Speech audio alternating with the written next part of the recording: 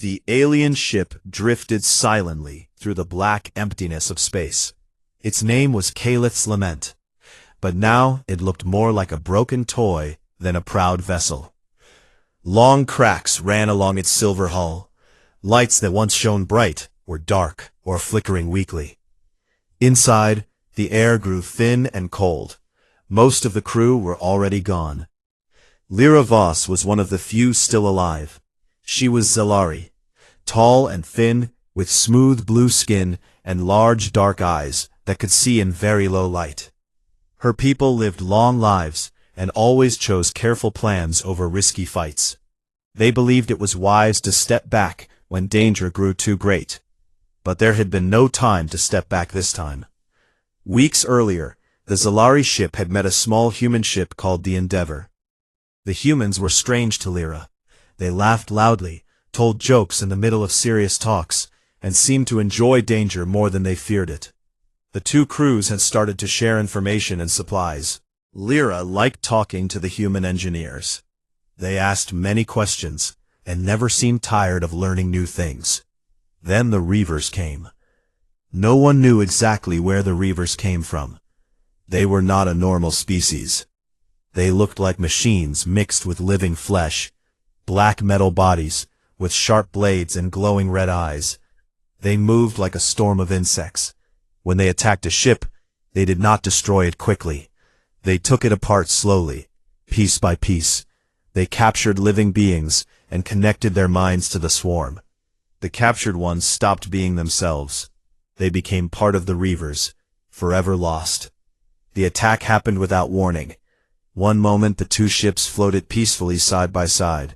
The next moment, hundreds of Reaver drones poured out of the darkness. They tore through the shields of both ships in minutes. Alarms screamed. People ran through corridors, shouting names of friends and family. Lyra had tried to reach the bridge. She never made it. A blast threw her against a wall. When she woke up, the ship was quiet, except for the soft hiss of leaking air. She crawled through dark halls, calling out for survivors. No one answered. She found only bodies, some Zalari, some human, all dead. Now she sat alone in a small maintenance bay near the rear of the ship. The door was sealed. The room was cold. A single red emergency light glowed above her head. She leaned her back against the wall and pulled her knees close to her chest. Her suit showed a warning on the arm display. Oxygen at 12%. Soon it would be 0. Lyra closed her eyes. She did not feel panic. Her people were taught to accept hard truths without fear. Death was simply the end of one journey. She had lived a long life by human standards, almost 200 Earth years. She had seen stars born and die. She had built machines that could cross galaxies. She had loved and lost. There was nothing left to regret. She thought about her homeworld for a moment. Blue oceans under twin suns, tall crystal towers that sang when the wind blew, children running through gardens of glowing flowers. It felt far away now, like a dream from someone else's life. She thought about the humans, too. She remembered Daniel Hayes, the young engineer with messy brown hair and quick hands. He always smiled, even when things went wrong. Once he burned his fingers trying to fix a power relay and laughed about it. Pain is just data, he said. Tells you what not to do next time. Lyra had not understood the joke then. Now she almost smiled. The Reavers would finish their work soon. They moved slowly through the ship, cutting open compartments, searching for the last sparks of life. Lyra could hear the faint sound of metal scraping metal somewhere far away. It grew closer with each passing minute. She took a slow, deep breath. The air tasted metallic and thin. Her head felt light. She let her arms fall to her sides. Her breathing slowed. With closed eyes, she accepted death. It was peaceful in its own way. No more running, no more fear. Just quiet darkness waiting to take her. Then something changed. A low thump came through the deck under her. Not the sharp scrape of reaver blades. Something different, steady, rhythmic, like a heartbeat made of sound. Lyra opened her eyes a little. The red light still glowed. Nothing moved in the small room. But the thump came again and again. She pressed her palm to the cold floor. The vibration traveled up her arm. It was not random. It had a pattern. Thump, thump, thump, thump, thump, thump. She knew that rhythm. She had heard it before, during the short weeks when the humans shared their music with the Zalari crew. They called it rock. They said it came from old Earth, from a time when people used loud guitars and strong drums to express feelings they could not say with words. The sound grew louder. Now she could hear words mixed in. A human voice, rough and tired, singing along. She told herself it was not real. Her mind was playing tricks because the oxygen was low. Hallucinations were common when death came close. She closed her eyes again and tried to let the darkness take her. But the music did not stop. It pushed through the walls like a stubborn friend who refused to leave. It carried anger and hope and something fierce that Lyra had never felt in her long life. She opened her eyes fully. The sound was coming from somewhere deeper in the ship. Somewhere the Reavers had not reached yet. Lyra stared at the sealed door. 12% oxygen had dropped to 9. She knew she should stay still and save what little air remained. That was the logical choice. The safe choice. The Zalari choice. But the music kept playing. And for the first time in her life, Lyra felt something pull at her, stronger than logic. She stood up slowly. Her legs shook. She walked to the door and pressed the release panel. It hissed open with a puff of stale air. The corridor outside was dark. Sparks fell from broken cables like tiny stars. The music echoed faintly from the left. Lyra took one step forward, then another. She did not know why. She only knew that if she stayed in that small room and waited for death, she would never find out what came next. So she walked into the shadows, following the stubborn human sound that refused to die. Daniel Hayes moved carefully through the broken ship. His boots made soft thumps on the metal floor. The corridor lights were mostly dead. Only emergency strips glowed faint yellow along the walls. Every few steps, sparks popped from torn cables. The air smelled like burned plastic and old metal. Daniel was 28 years old. He had short brown hair that stuck up in places because he never combed it right. His face had a few days of beard now. His left arm hurt from a cut he got when the Reavers first attacked. He had wrapped it with a strip of cloth from his shirt. Blood had dried dark on the fabric. He carried a plasma cutter in his right hand. It was heavy and warm from use. The tool could cut through steel if he held the trigger long enough. Right now, though, he used it mostly as a light. The blue flame gave a small circle of brightness in the dark. Daniel had been on the Endeavor for 2 years. Engines, doors, lights. Anything broken made him want to make it work again. When the Reavers hit, he was down in engineering, trying to boost the shields. Then the hull broke open. He got thrown into a side passage. The blast door slammed shut behind him. He was trapped on the alien ship with no way back to his own crew. At first he searched for other humans. He called their names until his voice cracked. No one answered. He found a few bodies, some human, some Zalari. He stopped calling after that. It hurt too much to keep hoping. But Daniel did not sit down and wait to die. That was not how he was built. His father used to say, "When the world kicks you, kick back harder." Daniel believed it, so he kept moving. He found a small tool room near the engine core. Inside were pieces of Zalari tech he did not fully understand. Wires, crystals, small screens. He took what he could carry. Then he found something useful, a short-range transmitter box. It was cracked, but the power cells still had charge. Daniel sat on the floor in a dark corner and started working. He used his multi-tool to open panels. He connected wires from the human suit radio to the alien box. Sparks flew. Once he shocked himself so hard, his hand went numb for a minute. He cursed quietly, shook his fingers, and kept going. After many hours, he lost track of time. He got it working. Not perfectly. The signal was weak and full of static, but it sent something out into the ship. He did not send normal distress calls at first. The reavers might pick up standard codes and come faster. Instead, he sent music. Old songs from Earth. Loud guitars, strong drums, voices that shouted like they had nothing to lose. He remembered a playlist his sister made years ago. She called it Fight Songs. He played them one after another. The sound came out tinny through the small speaker, but it filled the quiet around him. When the battery started to drop, he switched to talking. His voice was rough from thirst and smoke. "This is Daniel Hayes. If anyone can hear this, keep going. Do not give up. We are still here." He said it again and again. Sometimes he laughed a little, like it was a joke only he understood.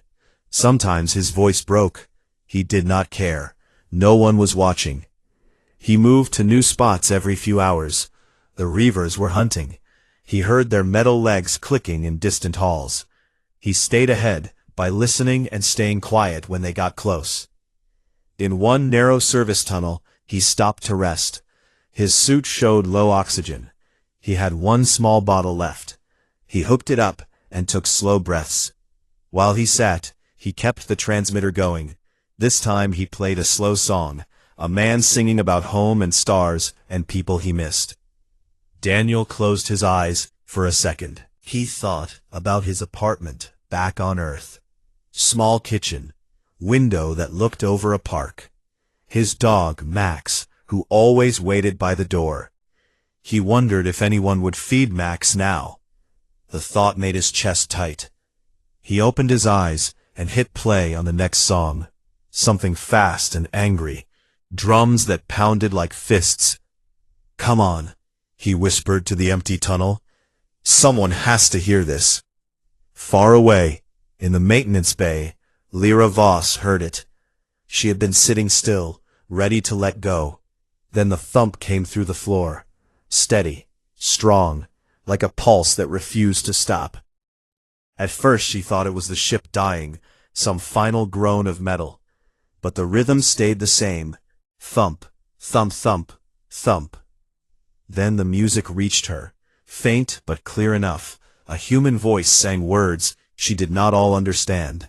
Something about roads, and freedom, and never looking back. Lyra pressed her hand to the wall. The vibration traveled into her bones. She knew it was impossible. The Endeavor was gone. Its crew was dead or taken. No one should be sending signals. No one should be alive to play music. But the sound kept coming. She told herself it was her mind breaking. Low oxygen made people see things, hear things. She had read about it in old medical logs. She tried to ignore it. She closed her eyes again. She tried to go back to the calm place where death felt simple. The music grew louder. Now she heard the words more clearly. A man shouting, "We will rock you." The drums hit hard. The guitar screamed. Lyra opened her eyes. She stood up, her legs felt weak. She walked to the sealed door and listened. The sound came from the left, from deeper in the ship. She pressed the release. The door slid open with a tired hiss. Cold air rushed in. She stepped into the corridor. The music echoed off the walls. Lyra started walking. She did not know why. Logic said stay. Logic said save air. Logic said accept the end. But the sound pulled her forward. It was not beautiful music. It was rough, loud, full of cracks and anger. Yet it refused to stop. And that refusal felt like something alive. Lyra moved faster. She passed broken panels and dark rooms. She stepped over fallen cables. Her suit beeped warnings. Oxygen at 7%. She did not stop. The music led her like a thread through the dark. Somewhere ahead, A human refused to die quietly, and for reasons she could not explain, Lyra wanted to find him. Daniel Hayes crouched in the secondary reactor chamber. The room was small and hot. Thick pipes ran along the walls like giant snakes. A low hum came from the core in the center. It was the only part of the ship still alive. Dim blue light glowed from control panels. Shadows danced every time a spark fell from the ceiling. He had chosen this place because it had thick doors and extra shielding. The Reavers had not reached it yet, but he knew they would come soon. The music he sent out acted like bait. It drew them. He could hear their metal feet clicking closer in the corridors outside. The sound grew louder with each passing minute. Daniel leaned against a console. His suit was torn in 3 places. Blood seeped from a deep cut on his side. He pressed a rag against it. The pain came in sharp waves, but he pushed it down. He had to stay awake. He had to keep going. The transmitter sat on the floor next to him. The speaker was cracked, but it still played. Now he mixed music with his own voice. He spoke slowly, like he was talking to a friend far away. If you can hear this, do not stop. Fight back. Even if it's just one more step, one more breath, we are not done. He laughed once, short and rough. Hell, I am not done. He checked the plasma cutter. The charge was low, maybe enough for one good fight. He gripped it tight, his knuckles turned white. Outside the door, the clicking stopped. Silence fell for a moment. Then a heavy thud hit the metal. The door shook. Another thud, harder. The Reavers were trying to break in. Daniel stood up. His legs felt weak, but he forced them straight. He moved to the side of the door. He waited. The door buckled inward with a scream of tearing steel. Black shapes poured through the gap. 5 Reavers, tall, thin, bodies made of dark metal and wet flesh. Red eyes glowed like dying coals. They moved fast, scanning the room. Daniel did not wait. He jumped forward. The plasma cutter flared bright blue. He swung it in a wide arc. The flame caught the first Reaver across the chest. Sparks flew. The creature screeched, a high, grinding sound. It staggered back. The others turned on him. One lunged. Daniel ducked. The blade missed his head by inches. He rolled to the side. He came up swinging again. The cutter bit into a leg. Metal screeched. The Reaver fell. But there were too many. A blade caught his shoulder. Pain exploded down his arm. He dropped to one knee. Another Reaver grabbed his wrist. It twisted hard. The cutter clattered to the floor. Daniel punched with his free hand. His fist hit the creature's faceplate. It cracked. The Reaver hissed and threw him against the wall. He slid down. Blood ran into his eyes. The lead Reaver stepped forward. Its neural probe extended from its chest, a long, silver needle that dripped clear fluid. It reached for Daniel's head. Daniel looked up. He smiled through bloody teeth. "Come on then," he said. "Make it quick." From a high walkway above the chamber, Lyra Voss watched. She had followed the music until she found a vent that looked down into the reactor room. She had climbed through narrow ducts, ignoring the pain in her lungs. Now she lay flat on the metal grate. Her suit showed 4% oxygen. Black spots danced in her vision. She saw the human fight. He moved without grace. No perfect strikes, no elegant dodges, just raw power and will. He took hits that should have killed him, yet he kept standing. He kept swinging. Lyra had never seen anything like it. Her people avoided fights like this. They calculated risks. They retreated. They survived by being smart, not stubborn. But this human was not smart in that way. He was something else. Something that refused to break. The lead Reaver raised its probe. Daniel closed his eyes for a second. Then he opened them again. He looked straight at the creature. No fear, just tired anger. Lyra felt something twist inside her chest. Not logic, not fear, something hot and sharp. She looked around the walkway. She saw a control panel. Red letters glowed.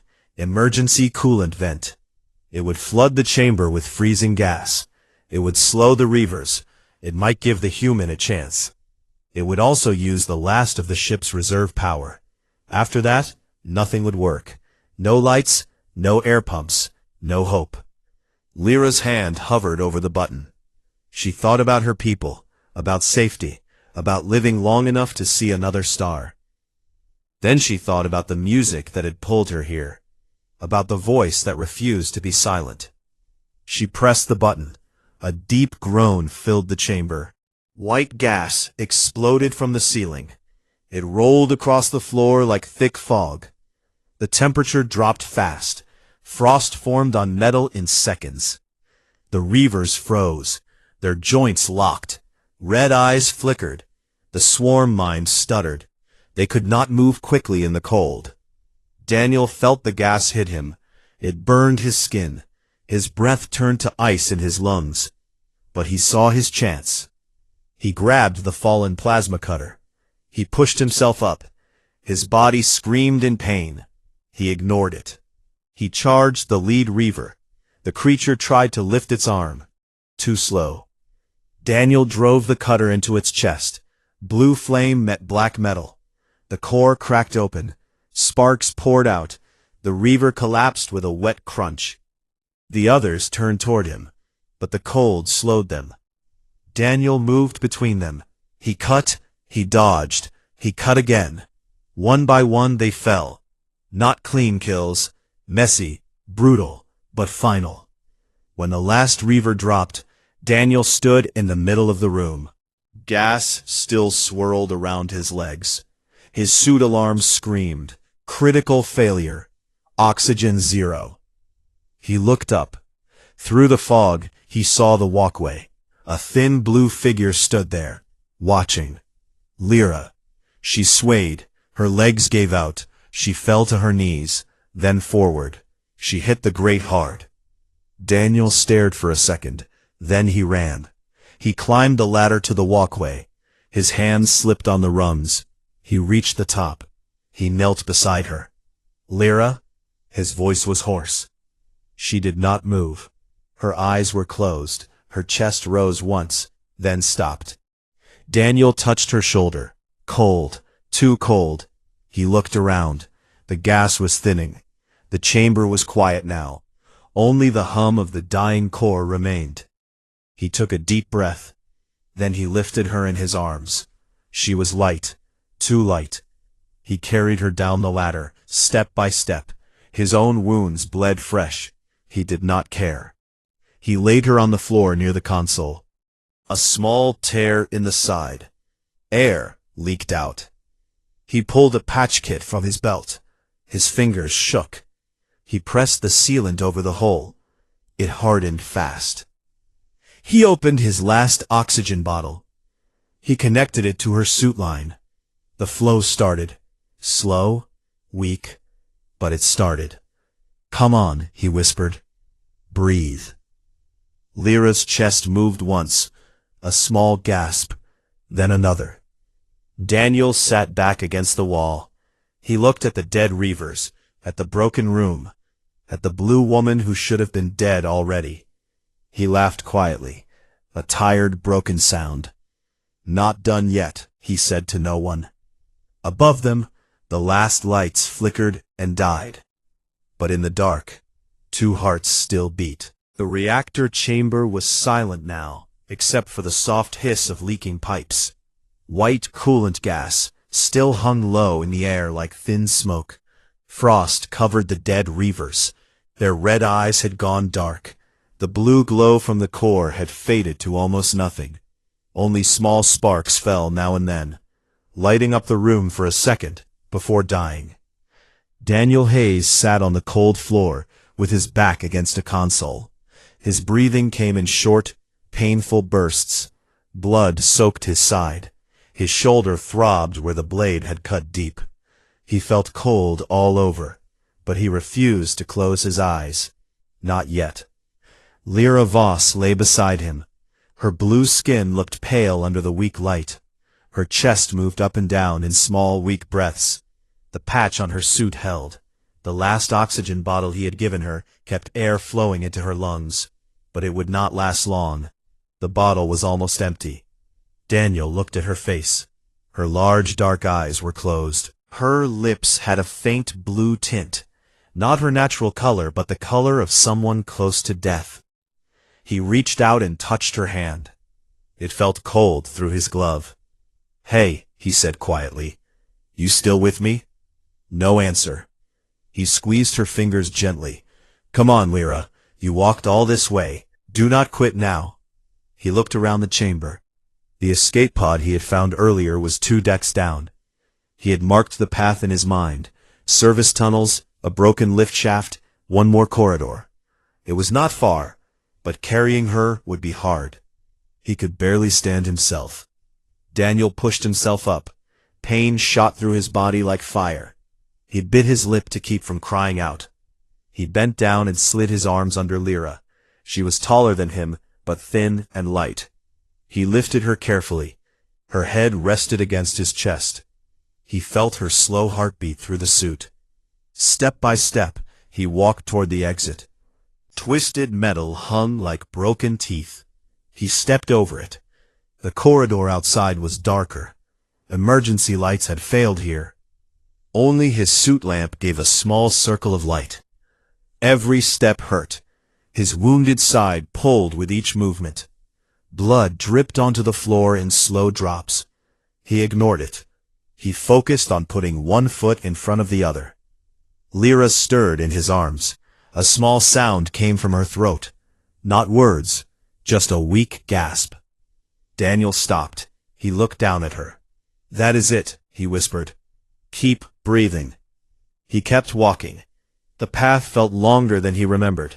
The ship seemed to stretch forever. Broken cables hung from the ceiling like vines. Water dripped from cracked pipes. The air smelled thick and wrong. He reached the lift shaft. The doors were stuck open. The car had fallen long ago. Only a dark hole remained. A maintenance ladder ran down one wall. Daniel shifted Lyra so he could hold her with one arm. He gripped the ladder with the other. He started down, rung by rung. His hand slipped once. He caught himself just in time. Pain exploded in his shoulder. He rested his forehead against the cold metal for a second. "Almost there," he told her. Or maybe he told himself. At the bottom, he stepped onto the deck. His legs shook. He almost fell, but he kept standing. He walked down the last corridor. The escape pod door stood at the end. It was small and round. Red paint marked it as an emergency exit. Daniel reached it. He set Lyra down gently against the wall. She slid a little, but stayed upright. He pressed the access panel. Nothing happened. Power was gone. He cursed under his breath. He pulled out his plasma cutter. The charge was almost zero. He aimed at the panel and fired. Blue flame sparked. The lock melted. The door hissed open a crack. He pushed it wider with his shoulder. Inside, the pod was cramped. 2 seats. A single window showed nothing but black space. Daniel lifted Lyra again. He carried her inside and placed her in one seat. He strapped her in. Her head lolled to the side. He adjusted the straps so she sat straight. He sat in the other seat. His hands shook as he worked the controls. He knew little about celery pods, but he had watched Lyra explain them once. Basic systems were the same everywhere. He found the power switch. A small screen lit up. Red warnings flashed. Low battery. Hull integrity low. Oxygen critical. Daniel ignored them. He started the launch sequence. The pod hummed. Lights came on. The door sealed with a heavy thud. He looked at Lyra. Her eyes were still closed, but her breathing looked steadier. He reached over and took her hand again. This time he did not let go. "Stay with me," he said. We are getting out of here. He hit the launch button. The pod shook. The small craft pushed away from the dying ship. Through the window, Daniel saw Caleth's lament break apart in slow motion. Sections tore free. Fire bloomed in the vacuum and died instantly. The Reaver's swarm drifted among the pieces like dead insects. The pod spun slowly. Stars wheeled past the window. Daniel leaned back, his vision blurred. Blood loss, cold, tiredness, all of it hit at once. He looked at Lyra. Her chest rose and fell, slow, steady. He smiled a little. "Told you," he whispered, "not done yet." Darkness pressed in at the edges of his sight. He fought it. He squeezed her hand tighter. Lyra's fingers moved. Just a small twitch, then another. She gripped back, weak, but real. Daniel let out a long breath. Relief washed over him like warm water. He closed his eyes for a moment, not to sleep, just to rest. The pod drifted on, small and alone in the vast dark. But inside, two people held on. One, Solari. One who refused to let go. And one who, for the first time, let herself be held.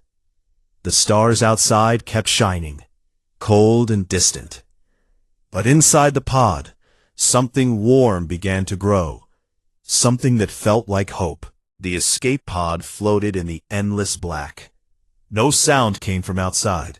Only the soft hum of fans and the faint beep of warning lights filled the small space. Stars moved slowly past the single window. They looked cold and far away. Daniel Hayes sat in the pilot seat. His head rested against the back. His eyes were half closed. Blood had dried on his suit in dark patches. His breathing was slow and shallow. Every breath hurt his side, but he stayed awake. He had to. Lyra Voss sat strapped in the other seat. Her skin had more color now. The oxygen from the bottle had helped. Her eyes were open a little. She stared at the controls in front of her, then at Daniel, then at the stars. The pod had very little power left. The screen showed red numbers dropping fast, battery low, life support failing, no fuel for big moves, just enough to keep the air moving and the lights on for a short time. Daniel watched the screen. He pressed a few buttons. Nothing changed. He tried again. Still nothing. He looked at Lyra. "We sent a signal," he said, "before we launched. A weak one. Coalition frequency. Your people might hear it, or mine, if anyone is left." Lyra nodded slowly. Her voice came out soft and rough. "They will not come fast. The Reavers, they spread far." Daniel gave a small smile. "Then we wait. We have waited this long." He reached over and checked her suit again. The patch held. The oxygen line still flowed. He adjusted the flow a tiny bit lower to save what was left. Lyra watched him. She saw the way his hands shook. She saw the pain in his face that he tried to hide. She thought about her own people. They would have left an injured stranger behind to save themselves. It was logical. It was safe. But this human had not left her. He had carried her. He had given her his last air. He had fought when he should have run. "Why?" she asked quietly. Daniel looked at her. "Why what? Why did you not leave me? You were hurt. You could have gone alone, faster, safer." Daniel thought for a moment. He looked out the window at the stars. "Because alone is not winning," he said. "Alone is just surviving. And I did not come out here to just survive." Lyra stared at him. Her people lived long lives. They planned every step. They avoided pain. They accepted loss when it came. Humans did not. They fought. They bled. They laughed in the face of death. They pulled others along, even when it cost them everything. She felt something new inside her. Not fear, not calm acceptance, something worn and fierce, like a small fire starting in the dark. Daniel started talking again. His voice was low. Back on Earth, my dad used to fix old cars, rusty ones no one wanted. He said every machine has a story. Every dent tells something. He never gave up on one, even when everyone said it was junk. It turned into a cough. He wiped his mouth. Guess I am like that. Junk or not, I keep running. Lyra listened. She thought about her own life. Long years of careful work. Safe choices. No dents. No stories. She reached out. Her fingers touched his arm. You are not junk, she said. Daniel looked at her hand, then at her face. He smiled. Thanks. The pod beeped louder. A new warning flashed. Power critical. Systems shutting down in minutes. Daniel sat up straighter. Pain crossed his face, but he ignored it. He opened a small panel under the controls. Inside were wires and a backup battery. Tiny. Almost dead. He pulled it out. His hands moved slow but sure. He connected it to the main line. Sparks jumped. The screen flickered, then steadied. Power rose a little. Not much. Enough. Lyra watched. You never stop, she said. Not if I can help it, he answered. Minutes passed. The stars kept turning. Then the comm panel lit up. A faint signal. Static at first. Then words. This is Coalition Rescue Vessel Horizon. We read your beacon. Hold position. We are coming. Daniel stared at the screen. His eyes went wide. They heard us.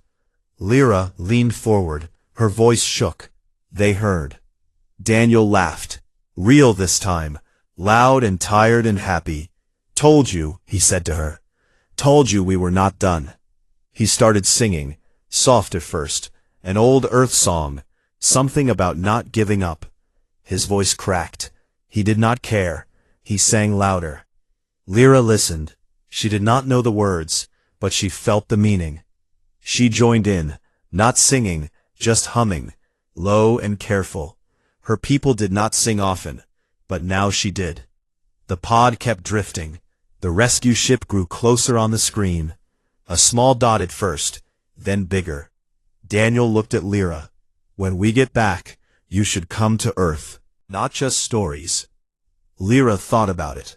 Blue sky, green land, loud people, messy, stubborn, alive people. Yes, she said. I would like that. The rescue ship arrived. A bright light filled the window. The pod shook gently as docking clamps locked on. The door opened. Fresh air rushed in. Voices called out. Hands reached to help. Daniel stood first. He swayed but stayed on his feet. He helped Lyra up. She leaned on him. Together, they walked out. Medics met them. They took Daniel on a stretcher. He argued at first, said he could walk, but he let them carry him. Lyra walked beside him. She held his hand the whole way. In the medical bay, doctors worked fast. They cleaned wounds, gave blood, fixed what was broken. Daniel slept for many hours. When he woke, Lyra sat next to his bed. She looked stronger. Her color was back. Her eyes were bright. Told you I am stubborn. She smiled. A real smile. Small, but warm. Outside the window, stars still shone. But now they did not look so cold. Inside the ship, two people from different worlds sat together. One had accepted death once. The other had refused it for both of them. And now they looked forward. Not with fear, not with plans, but with something simple and strong. Hope. The universe was big, full of darkness, full of reavers, full of loss. But humans did not accept the dark quietly. They lit fires, they sang songs, they held on. And sometimes they pulled others into the light with them. Lyra looked at Daniel. He looked back. They did not need words. They just held hands.